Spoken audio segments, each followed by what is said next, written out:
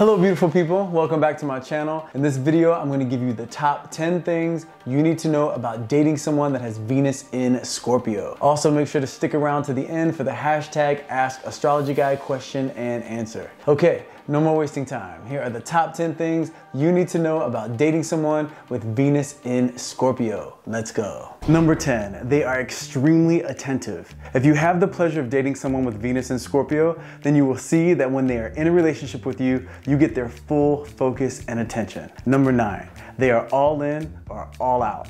Someone with Venus in Scorpio doesn't waste their time or play games. So if you're gonna be in a relationship with them, be ready for the real thing. Consistent commitment, connection, and passion. Anything less and they're out.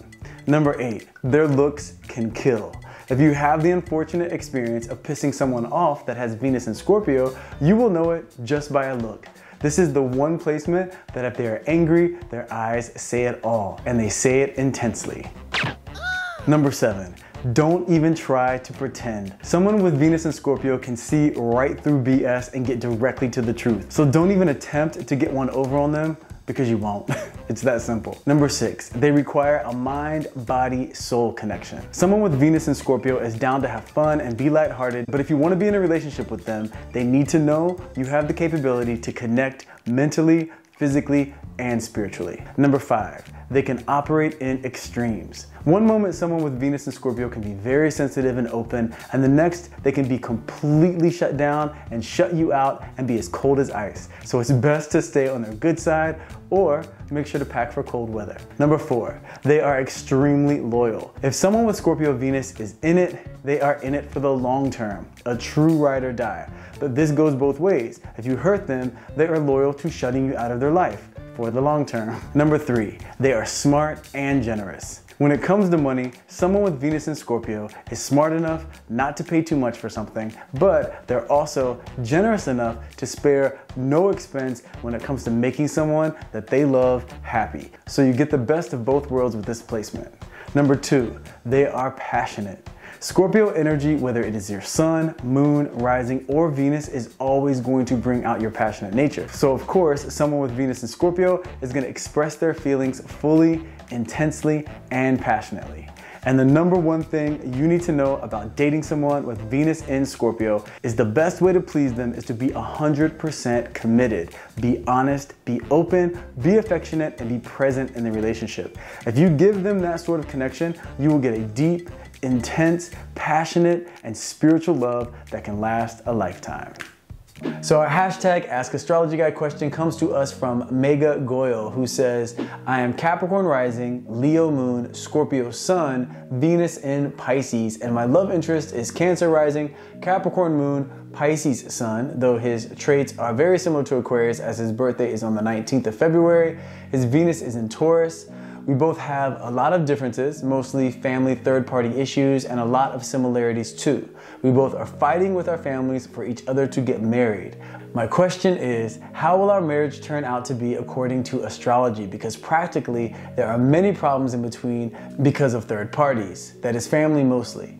And we both give a lot of consideration to our families too. Okay, great question, Mega. I think this is gonna help a lot of people no matter what their chart. When it comes to marriage, extended family can definitely be a challenging area. The good news is you and your love interest are compatible, but there are for sure some challenges rooted mostly in the Leo moon, Capricorn moon connection. Not because the love isn't there, but because you both have a very strong personalities and you can both be pretty opinionated and stubborn. The Pisces-Scorpio connection is great. The Pisces-Venus-Taurus-Venus works. His Cancer rising finds connection with your Scorpio sun, and you both have Capricorn in your big 3, which causes connection, but can also cause conflict when both of you want to run the show. Now, this can definitely work if you two sit down and have a talk about the best way to navigate the issues that come up in your relationship regarding third-party energy and family. It's always best to get on the same page with how to deal with an issue. It's important when you sit down to have this conversation to make sure not to judge the way each other feels or judge the other person's ideas. Recognize that you are wired differently, so you will see things from different perspectives, and that's okay. Also, try not to bring up any issues from the past that could cause any unnecessary argument. Instead, focus on what you both would require from each other in order to make things run smoothly, and see if it's something the other person is willing to do. If one person is not willing to honor a request, instead of getting frustrated and trying to prove to them why they should or why they're wrong, see if you can find a compromise that may not be the exact request, but something that can still satisfy you both, where you meet in the middle. The most important thing is to remember that you two must operate as a team. With his Capricorn moon and your Leo moon, when you two get emotional, you're going to be pretty set in wanting to get your point across. And it may be hard to be open to the idea of understanding the other person's perspective. You two can work as long as you are focused less on getting the other person to agree with you and see your point, but are focused more on coming to a compromise that works for both of you. A team works together to solve problems and makes sure that the team connection is the priority. A team also makes sure that they agree on the game plan, so everyone on the team is on the same page and can work together. Family is so important, so when you get married, try and look at it as picking up new members of your family instead of keeping the idea of his family and your family and what the outside sources have to say. This will help you two to operate as a team. Remember, that's the most important thing. And it's also going to be important to have each other's back when conflicts come up. That way you both feel supported. Astrologically, you two have the compatibility to for sure make this work as long as you can both let go of your need to be right, because you are both very loving. But you are both, like I said, very strong personalities that want their ideas to be respected. So you find yourselves debating who is right and who is wrong a lot of the time. If you can both let go of that need to be right and embrace the idea of compromise, it can for sure work. It's all about not letting your feelings of frustration override your love for each other. If you work as a team, like I said, this can work. If you approach it as who is right and who is wrong, it's bound to cause a lot of conflict, eventually ending in frustration and disconnect. So have that talk and see if you both can make an agreement to compromise when necessary. Understanding that compromise means both people giving in a little and meeting in the middle.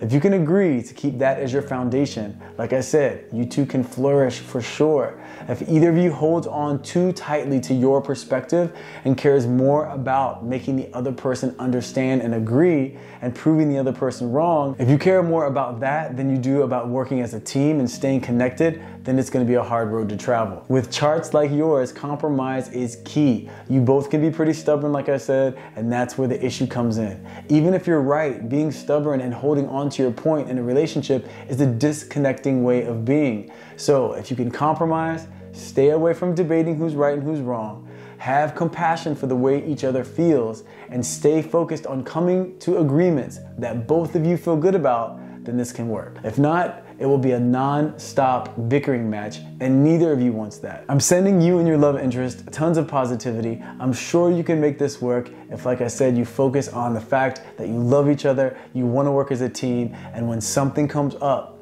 it's not about who's right. It's all about, okay, what can we both agree to do in this situation moving forward and support each other? Thanks again for that great question. Okay, so there you have it. The top 10 things you need to know when dating someone with Venus in Scorpio, and some insight into the best way to navigate a relationship with some strong points of compatibility, but also some strong points of conflict. I really hope you all enjoyed the information. If you did, hit that like button. Let me know your thoughts in the comment section. If you would like one of your questions answered, please put the question in the comment section with the hashtag AskAstrologyGuy. Thank you so much for taking the time to hang out with me. I love you guys, and I will see you in the next video.